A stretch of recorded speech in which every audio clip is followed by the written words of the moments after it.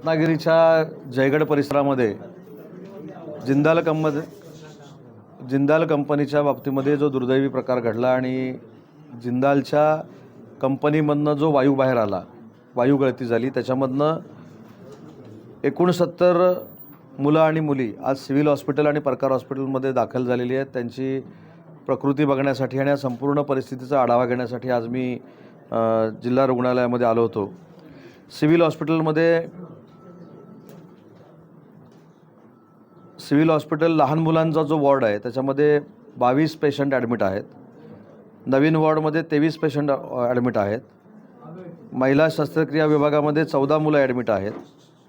अतिदक्षता विभागामध्ये 1 मुलगी ॲडमिट आहे आणि परकार हॉस्पिटलमध्ये 8 मुलं ॲडमिट आहेत. अशी एकूण 69 मुलं, म्हणजे 68 मुलं आणि 1 महिला असे ॲडमिट आहेत.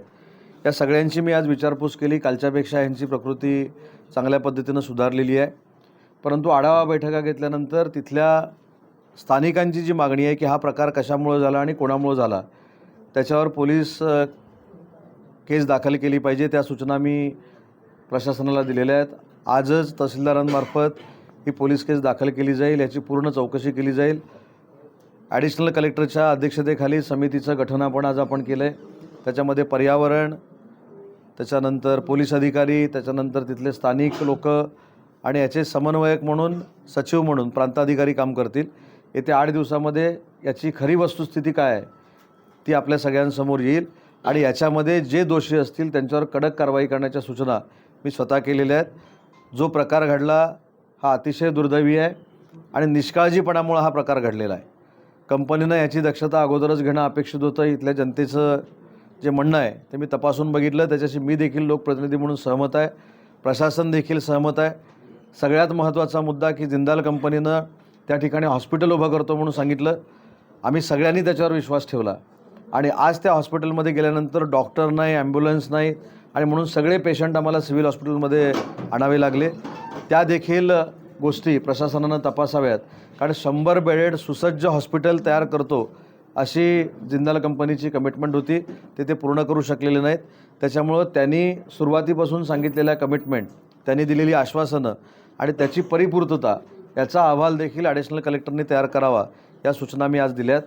काही ठिकाणी एक्स्ट्रा एक्स्केवेशनच्या देखील केसेस दाखल होत्या, जादा उत्खनन केलेल्याच्या केसेस दाखल होत्या, त्या देखील पडताळून बघाव्या. ह्या देखील ग्रामस्थांची जी मागणी आहे त्या देखील आम्ही तपासून बघणार आहोत.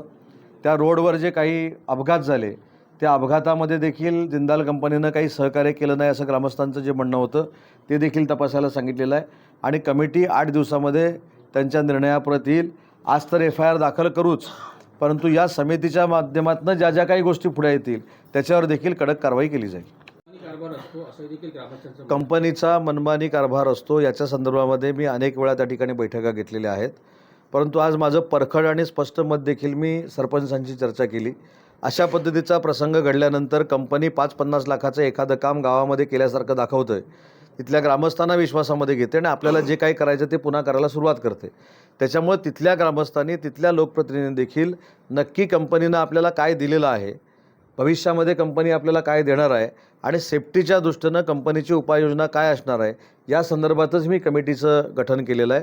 आणि म्हणून ग्रामस्थांना देखील विनंती केलेली आहे, शॉर्ट टर्म कुठच्या तरी गोष्टीवर विश्वास ठेवण्यापेक्षा तिथे सुसज्ज हॉस्पिटल झालं पाहिजे, ज्याला सिव्हिल हॉस्पिटलला ते पर्याय असलं पाहिजे. अशा पद्धतीची ग्रामस्थांची मागणी जी आहे ती सगळ्यांनीच मान्य केलेली आहे आणि त्या पद्धतीनं भविष्यामध्ये आम्ही कार्यवाही करणार आहोत.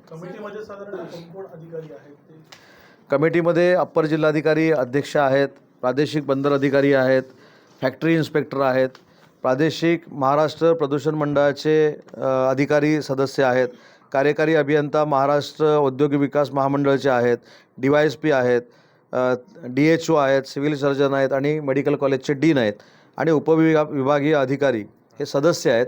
आणि त्या ग्रामपंचायतीमध्ये बसून जे 3 सदस्य ग्रामस्थांचे प्रतिनिधी म्हणून कमिटीमध्ये देतील ते 3 सदस्य आहेत आणि शालेय समितीचे 2 सदस्य, असे अशासकीय 5 सदस्य आहेत. अशांची कमिटी आजच गठीत होईल आणि त्याच्यावर नक्की ठोस उपाययोजना काय करायची यावरती निर्णय घेईल. नाही, हा उत्पादनाचा विषय नाही, उत्पादन त्यांचं वेगळं चालू आहे. हा गॅसचा मेंटेनन्सचा वेगळा प्रकार आहे, तो 100% थांबवायला सांगितलेला आहे. बस प्रायव्हेटीमधून कंपनीने पुढाकार घेऊन त्या विद्यार्थ्यांना किंवा म्हणजे प्रायमरी स्टेजला तिकडे सिव्हिलला किंवा जबाबदारी कंपनीने घेतली नाही त्याच्यामध्ये हाच रोष कंपनीच्या बाबतीतला आहे ग्रामस्थांचा आणि त्याच्याशी मी सहमत आहे. अनेक वेळा जिल्ह्याचा पालकमंत्री म्हणून कंपनीच्या लोकांशी चर्चा करून ह्या सुविधा उपलब्ध करून देण्याच्या संदर्भामध्ये मी सूचना केलेल्या होत्या. पण त्याचं कारण देखील मी आपल्याला सांगितलं की ग्रामपंचायतीच्या बाबतीमध्ये एक 15-20 लाखाचं काम करून दिल्यानंतर आपण फार मोठे ताजमहल गावामध्ये बांधले अशा पद्धतीच्या आविर्भावामध्ये कंपनी वावरते आणि त्याच्यामध्ये आमचे निष्पाप ग्रामस्थ खुश असतात. त्याचा फायदा कंपनीनं घेतलेला आहे आणि भविष्यामध्ये असा फायदा कंपनीनं घेऊ नये यासाठीच ॲडिशनल कलेक्टरांच्या अध्यक्षतेखाली समितीचं गठन करण्यात आलं. कंपनीने एवढी तत्परता दाखवली. ॲक्च्युली खरं तर जिंदाल पोर्ट आणि जिंदाल एनर्जी दोन्ही वेगवेगळ्या कंपन्या आहेत. मात्र घटना घडल्यानंतर विथिन अर्ध्या तासामध्ये एनर्जीनंच खुलासा करते की याचा आमच्याशी काही संबंध नाही. मात्र खरं तर कंपनीचं नाव एक जरी कंपनीचं मालक एकच आहे. मात्र कंपनी ज्या वेळी करताना दाखवताना की पोर्टचं झालं तुम्ही तिकडे बघूया, पोर्टवाले म्हणतात एनर्जी झालं एनर्जीमध्ये नाही. या संदर्भामध्ये आता मला तर असं वाटतं की त्यांच्या मालकांनी येऊन देखील खुलासा करणं गरजेचं आहे. कारण 15-20 वर्षापूर्वी ही कंपनी सुरू झाली. कंपनी सुरू झाल्यानंतर काही सुटले, काही प्रश्न सुटले नाही अशातला अजिबात भाग नाही. अरे विवेकाने या ना इकडे, विवेक दादा या ना. प्रश्न कंपनीनं सोडवले नाहीत अशातला अजिबात भाग नाही. काही कंपनीनं प्रश्न नक्की सोडवलेले आहेत. परंतु जीविताशी खेळण्याचा जो प्रकार काल झाला ह्याच्यावर निर्बंध हे असलेच पाहिजेत. सेफ्टी ही असलीच पाहिजे आणि सेफ्टी असल्याशिवाय त्यांनी मेंटेनन्सचं काम सुरू करू नये या मताचा मी आहे.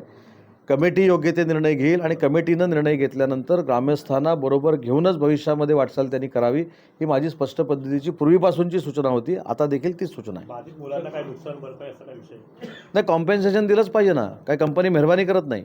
कंपनीमुळं हे झालेलं आहे, हे निष्पन्न 100% झालेलं असल्यामुळं जे बाधित आहेत त्यांना कॉम्पेन्सेशन त्यांनी दिलं पाहिजे हे स्पष्ट त्यांना सांगितलेलं आहे. आणि ते अधिकार देखील ॲडिशनल कलेक्टर आणि आमचे प्रांताधिकारी यांनी तिथल्या सगळ्या प्रमुख लोकांची चर्चा करून ठरवावे या देखील मी सूचना दिलेल्या आहेत. आणि ते नुसतं आता 5,000 10,000 देऊन उपयोगाचं नाही. कारण मी डॉक्टरांकडनं जी माहिती घेतली की याच्यामध्ये काही लाँग टर्म पण परिणाम होऊ शकतात. त्याच्यामुळे त्यांच्या आयुष्याच्या दृष्टीनं चांगल्या पद्धतीचे बेनिफिट्स त्यांना देणं गरजेचं आहे आणि ते कंपनीनं द्यावेत. आणि त्याच्यासाठीच कमिटीमध्ये मेडिकल कॉलेजचे डीन, CS आणि DHOना घेतलेलं आहे. अशा प्रकारची दुर्घटना पुन्हा घडू नये या संदर्भात काही सूचना वगैरे दिल्या नाही, अशा प्रकारची दुर्घटना घडू नये यासाठीच समिती गठीत केलेली आहे आणि यासाठीच आजच तहसीलदारांना सूचना केलेल्या आहेत की FIR दाखल करावा. FIR ते दाखल करतील, कमिटीचा अहवाल येईल आणि त्याच्यानंतर कारवाई होईल. ते बोलवतील ना. पण एवढे विद्यार्थी रुग्णालयात दाखल असून सुद्धा कंपनीच्या कोणी अधिकारी काल फिरकलेले नव्हते रुग्णालयात सुद्धा. नाही, कंपनीच्या अधिकाऱ्यांची जबाबदारीच आहे की ही जबाबदारी त्यांनी स्वीकारली पाहिजे. ते स्वीकारत नसल्यामुळे हे सगळं करावं लागलं ना. जर त्यांचा जनतेशी चांगला डायलॉग असता तर हा प्रसंग उभा राहिला असता का? त्यांनी सगळे सेफ्टी फीचर्स जर वापरले असते तर हा प्रसंग उभा राहिला असता का? त्यांनी ज्या कमिटमेंट लोकांना केलेल्या आहेत, हॉस्पिटल आम्ही उभं करतो तर त्या मुलांना सिव्हिल हॉस्पिटलला आणावं लागलं असतं का? त्याच्यामुळे कंपनी 100% याच्यामध्ये गिल्टी आहे. म्हणूनच ही समिती आपण गठीत केलेली आहे आणि या समितीच्या अहवालानंतर कंपनीमध्ये सेफ्टीच्या दृष्टीनं काय काय बदल केले पाहिजेत हे कमिटी त्याची शिफारस करेल. त्यांनी जर ते केले नाहीत तर ते कंपनीवरती कारवाई करते. PRO सुद्धा आपली जबाबदारी झटकून टाकतात ना प्रत्येक वेळेला. PRO मोरे आहेत ना ते सुद्धा अतिशय उत्तर मीडियाला पण देतात. मोरे उडवाडीचे उत्तर ते पण मगरूर भयंकर झाले मोरे.